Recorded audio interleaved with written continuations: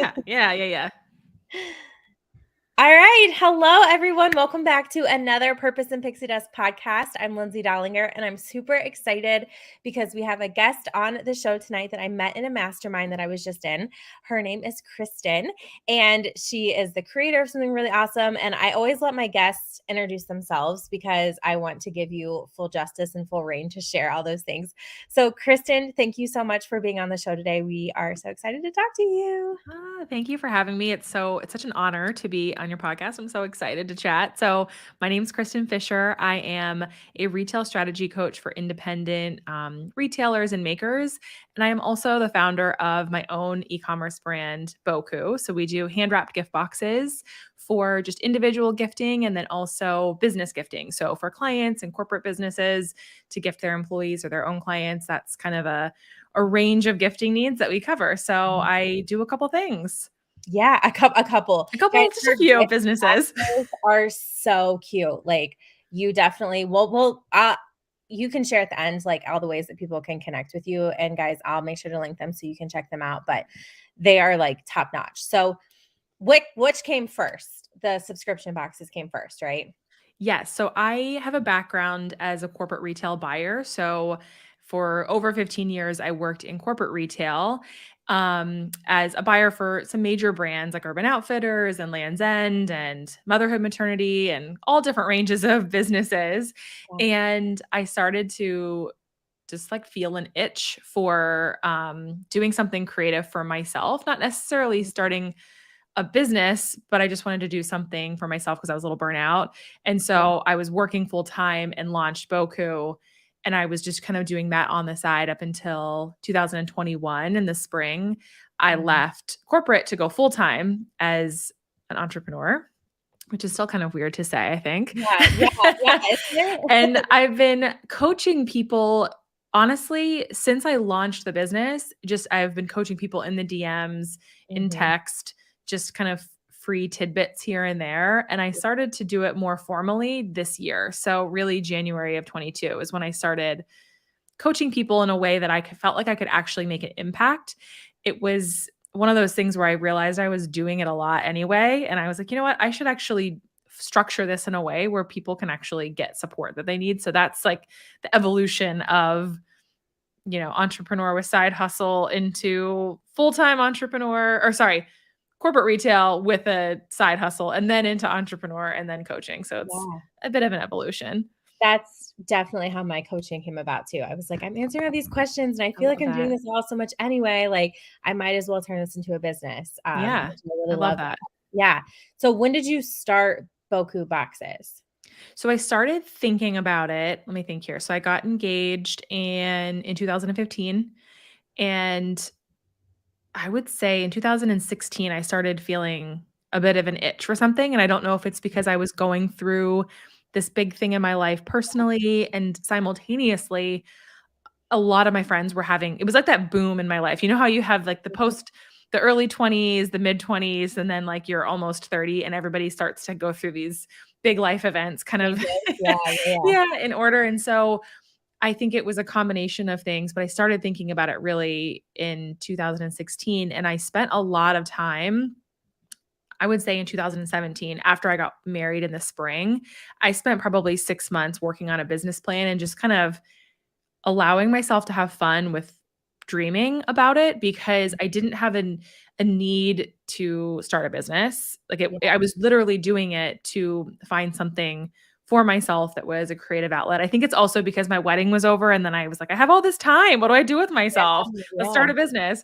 And so I really let myself take like almost the full year of 2017 to think about it. And I launched it a year later. So in 2018 at Mother's Day time period is when it formally had launched. And what did your launch look like? It looked like, oh my God, what am I doing? And I just put it out there. But really what it looked like was figuring out all the pieces and parts, because I was so used to, running major, big scaled corporate retail businesses. And all of a sudden I was like in the weeds with doing every single little detail of bringing the product in. And, I could bring the product in and figure out how much I needed to buy. I don't want to say with my eyes closed, but I could figure out an assortment. What got really interesting for me was figuring out, well, actually, how much do I buy because I have no sales history? So it was really cool to kind of build it from the beginning and see like what risks I was taking and, Yeah. kind of the levers there. And then from a launch perspective, truthfully, I launched it to my friends and family. I had prior to the website going live, I had a landing page that was like, "Hey, coming soon, put your email in." And I had an Instagram account, and I'm trying to think back, it was, 2018. I probably was just Yeah. posting. It wasn't this like formal fancy launch. It was Yeah. just like, I'm just going to do Getting it this out and put this out there. Yeah, and I'm really fortunate that my Facebook community and my Instagram and my coworkers, like people were sharing it just because they wanted to support there. it. And so So nice. it also timed, I strategically timed it up with Mother's Day for gifting. So I got a really nice little bump in the beginning because it was around a holiday where you gift. And so that's kind of the That's smart. launch. Yeah, I honestly, when I look back at it, I'm like, I think I did that intentionally, but I don't know. Yeah, you can't Let's say I remember. did. Let's Yeah, say I did. such Yeah. a blur. Oh my gosh, I love that so much. So was there ever, because I know some people, I don't want to say suffer from this more than others, but it's true.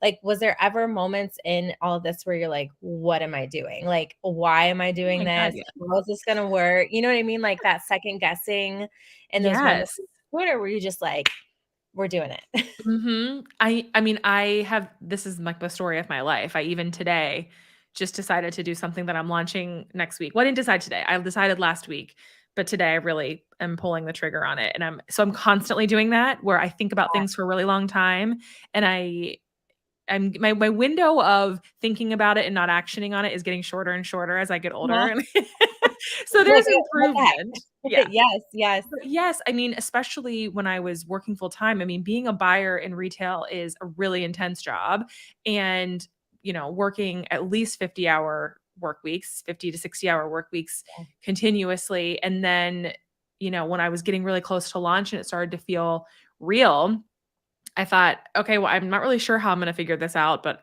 I have to because suddenly I was also the shipping department. And so You were all the departments. I'm all the departments, I'm wearing all the hats, and Wow. so it started to feel a little chaotic, but I think really where it got intense is in 2020 because my business really, really grew that year because suddenly, Mhm. obviously we were all at home and couldn't be Yeah. together for these big life events. People were still having babies or getting married or postponing their weddings or suffering losses or, all these things where you couldn't physically be with somebody. So the gifting business really grew and took off. Right, yeah. And I started to question everything in terms of like, how can I handle all of this? And Mhm. I'm also an extreme type A perfectionist. So I had to just like let go and be like, okay, my corporate job is wild right now, insanely busy, and my personal business is wild. And I just have to like doing it is better than not doing it. You have to Mhm. just put something out there. And so I'm so happy that I did just kept moving forward instead of stopping because I wouldn't have been able to step away. I didn't know that a year later I'd be stepping away or less than a year Yeah, later. yeah. I was just able Okay. to. So, yeah. So what did that look like? Like, was that a a spur of the moment? Was this like a long, drawn out plan or, I reached this amount and I'm leaving? Yeah, I mean, it's a couple things. I think in the summer of 2020, I started getting this feeling of, "Oh my gosh, this is actually a real business now. This isn't just a side hustle project." Mhm. Yeah, So I yeah. was feeling it in the summer, but no intentions of leaving my corporate job because the business wasn't really there yet. And Mhm. then as I got closer and closer into Q4, the holiday time period, the business just completely took off, and that's whenever I said, "Okay, I actually think that I could do this." Like, based on the traffic I was getting to my website and the custom gifting side really blew up in Q4, and I was just like, "You know what? I think that this could actually sustain." So, um, my husband and I were strategically saving that year anyway, and so it kind of happened. I mean, we had planned to do that before COVID, and to buy a house. So we were originally doing that, and then COVID Mhm. expedited our savings because we weren't going anywhere, and Right. so we were already really aggressively saving, and then when I got into Q4 and the business really grew, I thought, I think I could probably do this. And then a series of luck events happened where we started looking for a home back closer to where our family was at. We found a house really, really fast. And then it was like everything just fell into place. And I was like, I think that this is the okay, this is going to The sound woo woo, but universe. the universe is telling me to just Yeah. follow this path because it's dropping all these things in my lap repeatedly. It's like one after the other. There were all these things that kept kind of happening Yeah. because I don't think I would have stepped away if I didn't have Mm. that like forceful push. Yeah. I really stretched myself to the limit. It was really like in the Q4 time period in December, I was stretched to my absolute max. And I'm the kind of person that has to be pushed beyond my comfort level before I will make a really big move like that. Yeah. Yeah. So, Same. I series feel of like I'm events. the same way. Yeah. Yeah. It wasn't a long planned out thing, but it kind of got sped up. I love that. I love that. And so when did you actually leave corporate? So I left corporate in February of 2021. So Okay. really the decision was made within 2 months, I would say. Because I got through the holiday season and when I could pull my head up above water, I thought, okay, we found this house really fast and I think that this is a thing and I'm just going to do it. Yeah. So, Yeah. I love part it. planning, part intuition. Yeah. Here I am. Perfect. Perfect. And then when did you hire your first business coach and all that? Holly. So Holly Haynes, Okay. that's how we met through obviously her mastermind. That was the first time. So in January of 2022, it's the first time I've ever invested in myself and my own growth. I've had other trainings and things I've invested in Mm-hmm. to help me grow the business, but I never had, I would say, a personal development investment. I have never really done that before. And I cannot even believe I waited this long to do that because That's what I the wondered. I assumed it was earlier. No, thank you. That makes me because what Holly was able to do is just give me a platform and a space to be able to open my brain up to doing things differently. It's Mhm. something I've always, I was always pushing myself, but sometimes you just need that outside perspective to say, okay, have you thought about it this way? Or let's think about it that way. And I joined her group, and I think I was one of the only product business owners at the time. And it didn't even bother me that I was the only product based business in there because that's not what I was in there for. I was in there to expand my skill set and think about things differently. And so I I don't know how I'm investing in myself next, but it's got to happen. Maybe with her again because I love her so much. Yeah, I know. It was a really good time for sure. And I'm like that too. I've had a few different coaches and I'm like, I feel like each one serves its like chapter. You know what I Mhm, mean? And like mhm. the people who are in the mastermind serve their chapter. And I love meeting the different people throughout my journey because Yeah. I'm a firm believer in the woo too. So like everything happens for a reason. And Yeah, we were put in there to do it for a reason. I know. And I think it's really cool to reach out to other types of coaches or do different types of training because if you stick in one lane or one type of person or just somebody that specializes in one thing and you just bounce around to different coaches that have that different type of training, you're going to just kind of be iterating on the same thing all the time, and I Mhm. feel like I'm excited to see what I do next, Yeah. who Yeah. I invest in next, because I just in being in that mastermind, learning from Holly, but also learning from the other women like you that are in that business that also have coaching or in that mastermind that also have their own coaching businesses. I learned so much and I'm like, okay, I Yeah. can see the value of investing in other women that have different skill sets from you because you're just going to constantly be learning and pushing yourself to try things differently, which if you own a business, you have to constantly be doing that. 100%. And so I'm pretty sure you know this, but I started in network marketing Mhm. like years ago.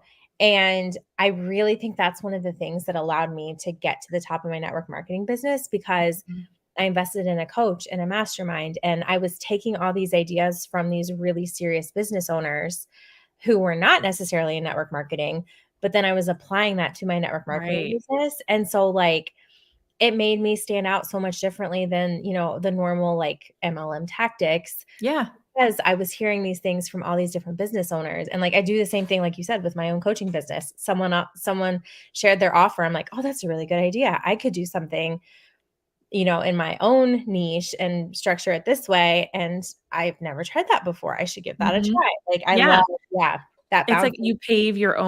you kind of pave your own path whenever you do that. And I think the network marketing example is a perfect example of that because you can join. I have never personally done network marketing. I have a ton of friends who have, and so I know little tidbits of it, but I know that you can join and you have the path laid out in front of you. They give you all the tools and resources to be successful. But the best, most successful people are the ones that do it a little bit differently and create their own path. And so I think in any type of business, that's what you have to do. And unfortunately for a lot of us, the path is not paved out. So you've got to figure you got Yes. to figure out something. Yeah. Yeah. I love it. So you have added coaching in now. What does that look like in your business? Are you spending like equal time with that in your subscription boxes? Like, what's your plan with that in the future? So, yeah, this year has been all about figuring it out, getting over myself and just doing it. And the way that it has looked so far, and I worked with Holly a lot on this too, is okay, I'm the type of person that if I start to do something, I wanna just go full force into it, and what I found in the beginning of the year is that I was, like, being really pulled and called to doing that, but I was taking my eyes off of BOCU, which is Yeah. a full-fledged business, and I'm like, "Oh, okay, hold on a second, I can't do this." Right. So, what I realized when I started to think about it this way, it's kind of been a game changer for me. I used to have a full-time business, and I would build BOCU on the side. Mhm. That's what I now do with coaching. I treat it like BOCU is my full-time job because it is. It Yeah. just looks Yeah. different, and in my spare time, I create a smaller pocket of time for coaching. Now I'm not burning, the midnight oil the way I used to, but I just Right. structure my days and my weeks in a way where I can allot certain time blocks where I can do coaching related things. And Mhm. the majority of my time is spent on BOCU as being the main So part of the smart. business. Yeah, Yeah. that makes total sense. Well, and that's what I tell a lot of my clients too, is they wanna be in 2 companies, for example, and I'm like, Mhm. "We can do that, but we gotta go all in on one and Yep. build it to where we want, and then we can add, something else on the side or, make sure that you're not splitting your time equally because Yeah. Yeah, it's you have to too pick the hard." thing that Yeah, is the main thing and yeah, really say 80% of my time is gonna be spent in this business, and what that 80% looks like, you can figure it out, right. and then the balance 20% is used on the new thing that you're thinking about, and then you can kind of compartmentalize it. Another piece is, I think you need to get the main business to a point where you could say, "Can I outsource something so that I can have some time Yeah, to invest in this other piece of the business?" And if you can't afford to do that, then maybe that's not the right thing to do in this moment. mhm, You continue to brainstorm it, or a smaller percentage of your time needs to go into that until you grow the other business to a point where you could outsource or, and outsourcing doesn't have to mean hiring somebody. It could just mean, you know, investing in an app to automate something. It could be something as small as that. yeah. Um, so there's just a couple ways I think to think about it in a way where you're not spending too much time on the new shiny object. You're not trading all your time. Mhm. I'm so glad you mentioned outsourcing because that was my next question for you. Ooh, Do you outsource? If you do, when did you start? What does that look like? I do outsource.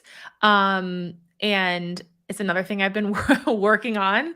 Um, so I will say I have a VA that let's see, it would have been June of this year when she started.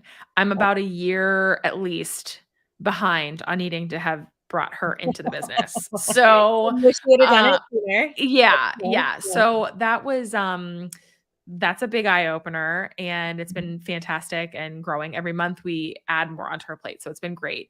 I made the decision to bring in a higher level VA to help with higher level tasks so that they're able to do some of the thinking for me, which has been a really big relief. So In almost like an terms of OBM?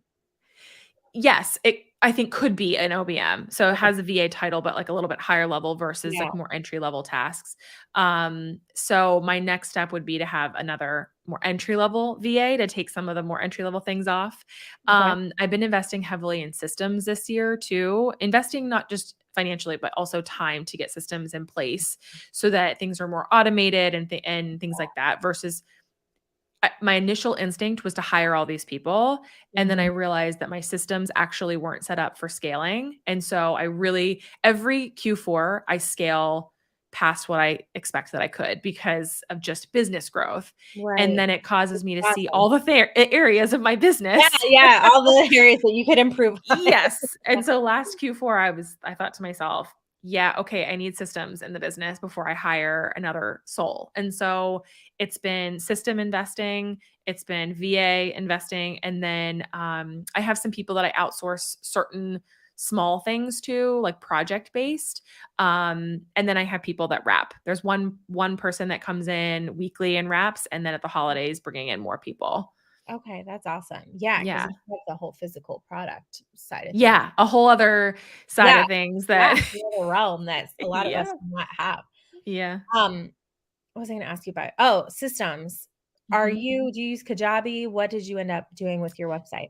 So I have I'm based on Shopify, and Okay. so everything's shoot through Shopify, which if you have a product business or you're thinking about it, that's the platform I would definitely recommend, because they have a ton of, apps and things that you can add in to really customize it. So I use Shopify um, for all of the gifting side of the business, and then, um, there's a landing page for the coaching component that books out and connects to Honeybook for that Oh, booking and invoicing. oh, nice, nice. Yeah, I Yeah. love that. And then do you use Zapier? Is it Zapier? Am Yeah, I I saying don't that use it yet. I think that there will be some needs. I'm working/brainstorming on some things for Q1 of 2023, and I think Zapier will be needed for that right? Mhm. to connect some more things.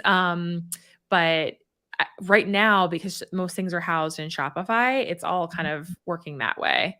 Yeah, yeah. Shopify, my sister uses Shopify for her jewelry business. Oh, that's Yeah. awesome. We'll have to talk about what's her Yeah. business. I need to look it up. Let's give her a Oh, shout out. yeah, she is Bella Bling Jewelry, so it's Okay. bellablingshop.com, I believe. Okay. I'm writing That's it right. down. Like, Yeah, let's so give her a she shout out. yeah, yeah, she's gonna love that because I it's so funny, like, I very rarely talk about her business on this show, and I'm like, "I wish Oh my gosh. we would do this sometime." Like, it's, family, you don't think about Yeah. it all the time, Yeah. but, she really likes Shopify, and I know that it's been working really well for her, so, I mean, Yeah, there's it's great for you can do I've been playing around with it with digital products, like housing my own freebie on there. And so you can do yeah, things like that, which is really nice. mhm, What will get complicated is the course component. yeah, So yeah, gotta figure Q1, that I'll circle back and let you know how yeah, that goes. okay, that sounds good. Now do you do email through Shopify too or no? So Shopify has automated emails, the post purchase order Mhm, confirmation, the deliver out for delivery, to the delivery confirmation, and what's the other one? Like cart abandonment and things like that. So I mhm, have those just kind of automated ones set up, but I use yeah, Klaviyo for the actual email okay, platform, which is more of a product based business yep, platform. yep, It's not as user friendly or beautiful as like a flow desk, but it's mhm, really incredible in terms of segmentation and things that you can do to really optimize your list. yeah, yeah. Especially if you have Shopify, it links in and connects with that, so you can do some unique things there. Yeah, yeah.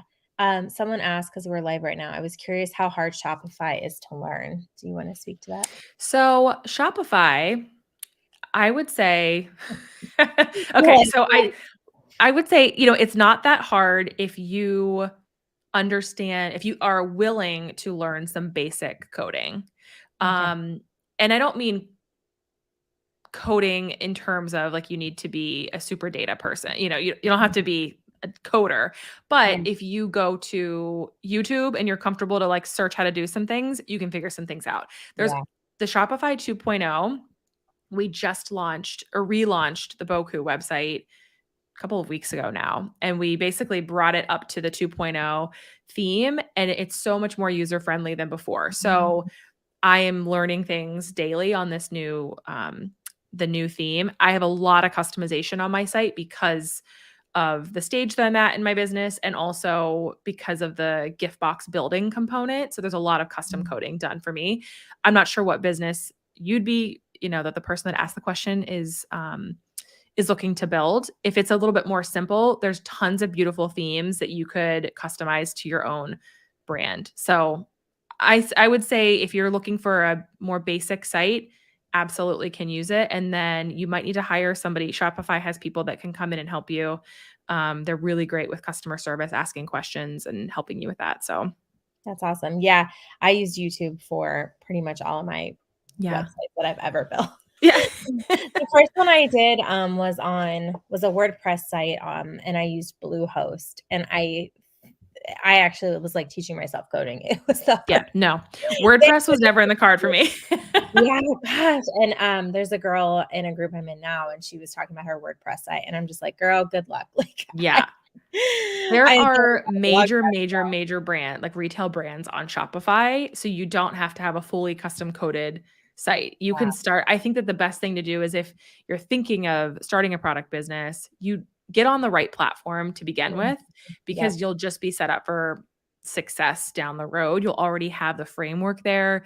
And so you can build out a basic site and start to see what your customers, how they're shopping, what they're doing when they're on your site, what they're putting in their cart, what the experience is like. So then once you give it some time to get some data, you can then add some apps or bring in a developer to make it a little bit more next level. I waited a couple of years. I would do little changes here and there, but I waited a couple of years, and I'm so glad I did, before doing a full refresh, because I wanted to really like gather information and make sure that I was investing in the right Yeah. things. If I had WordPress, I would have had to do a complete website redesign and invest thousands and thousands and thousands of dollars to do that, because Yeah. I'm not coding that whole thing. I mean, kudos to Right. you. Girl, it was I mean, like, I probably started it probably took, like I was always on there, like, changing something, like, something Yeah. always needed updated, and I always needed to do that, like, it Yeah. was like a full-time job with Yeah. within Yep. itself, like, and I remember even just setting it up after I got it, because I had no idea, no clue going in, so I, like, buy this, like, 3-year subscription, like, I'm invested, I'm going, and Yeah. I pull it up, and I'm like, "I don't know it." So I'm just, Can like, I get Googling out of this? yes, yes, and thankfully I don't even know who it is to shout them out, but it was, like, some YouTube channel, and it had really short videos, like 2 to 5-minute videos, and it walked you there was, like, 120 of them, and I just kept the tab open, and I Oh would my work gosh. for, like, 3 hours every night, and then I would just shut my computer, I'd go to bed, and then when I got home from work the next day, I would open it up, and I'd go like, Wow. it was That's dedicated. dedication. It is, and the sad thing is I completely rebranded, completely did, and so when I stopped paying for it, I lost everything. Yeah. It's like all that Yeah. time down the drain. But it was a good experience too, so now I can Yeah. talk about Yeah. that. All the lessons that we You can talk about what not to do. yeah, what not to do. Well, and it's so funny because a lot of people complain about the price of Kajabi, which it is expensive. Totally is, especially if you're not making money yet. But it's so simple. Like, it's so like, Mhm. your time, like, I feel like it's worth the time that I get back not having to spend the hours coding and trying to figure Yeah. stuff out and, you know Yeah, I feel like if you can use Kajabi for multiple things, Mhm. then you have to weigh the investment versus what it can do for you. If Exactly. you just have one, small thing that you're selling, it's probably not worth the investment up Yeah. front. So you got to think about a different way to go about it. Maybe it's hosting a site on Squarespace, because you can get a free you can Yeah. host a free website on there, and then you can have something link out to a Google Drive or something. Because I think that people are becoming more and more okay with anti-perfectionism. Is that the word? With Yeah. receiving something that's really high. If you're giving really high value content and what you're giving looks beautiful, giving to the person that's buying looks beautiful, it doesn't have to be hosted in Kajabi. Mhm. You don't have to have it be completely perfect. Yeah. Um, it's just about getting it out there. And I think before you invest in a website to any degree, you should make sure that you have proof of concept and Mhm. that what you're doing is actually wanted by your customer. Yeah. Yeah, 100%. 100%. I totally agree with that. And wait until they have like specials. Yeah. That's the other thing. That's my other tip. Get an affiliate code, wait till they have some special where it's like 3 months free instead of 1 month, and then you can Yeah. There you go. Oh my gosh, there was something else when you were just talking that I was like, "Oh, I need to ask her about that." We were talking about proof of concept websites. I should have written it down. I'm gonna forget. It might come back to you. I know it might. Tell us super quick, and then I just realized that we've already been on here 30 minutes, so then we will wrap up. So you're an Instagram user, is that correct? Is that where you like mainly use social, or do you use other platforms for social for your So, business? yeah, I'm on Facebook, and I don't have a huge following on Facebook, but people are engaged on there. Mhm. So Facebook, TikTok, trying to use TikTok. Nice. Yeah, yeah, I have okay. like 65 followers, but hey, I'm on Okay. there. No, that's okay. Yeah, and Instagram, and I think I don't know if we necessarily consider Pinterest social necessarily, but also on Pinterest. So, Okay.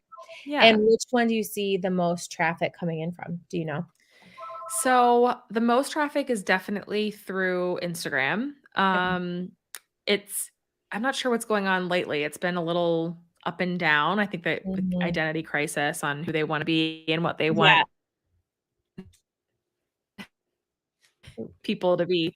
Um, but yeah, I think that most of the traffic's coming through Instagram. There's no traffic coming through TikTok, but that is just because there isn't a strategy behind my posting Right, right. schedule. So, We'll get and there. We'll then get there. Pinterest, which maybe isn't necessarily um, social, but that is growing a lot. We have Good. That's one of the things that the VA has been owning is a Pinterest strategy and already seeing the results from that. So I'm really excited to Mm, see what happens in awesome. Q4 when people are really looking for gifts because we Yeah, are such a visual brand. I feel like yeah, I have been a little late to the game with actually utilizing Pinterest the way I think that it could be used. So I'm excited yeah. to see where that goes. I think that's going to be the biggest traffic driver for us.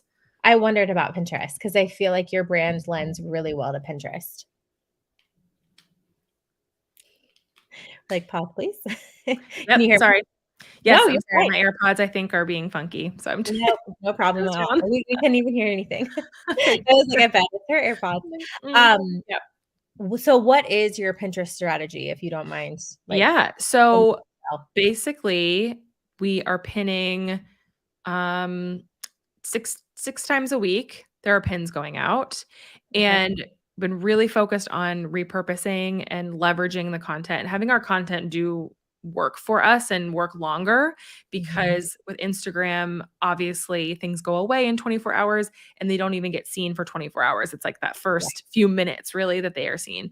And right. so the strategy has been specifically with bringing the VA on board, we started working on Pinterest content in June, July, and August, specific for holiday. So going back on our old blogs and leveraging existing content that we had, and also creating new pins that are holiday specific. And it felt like, okay, that's a weird time of year because no one's really looking for holiday yet.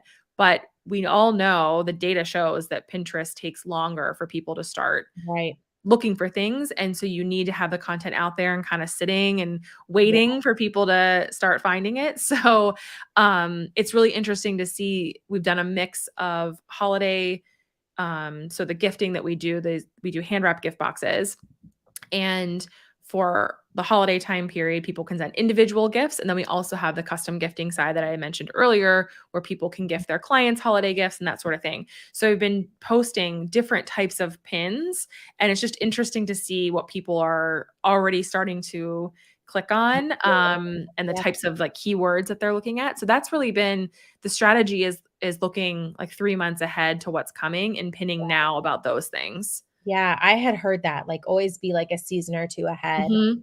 with your pinning, like, Yeah. pinning October stuff and, like you said, Yeah. in summer and which, like, kinda It's blows our weird. mind. Yeah, 'cause Yeah. that let's be real, I procrastinate, so I'm not about to be searching for stuff this far out, but yes, Yeah. I guess there are people who do that. Yeah. So I think once it is more up and running.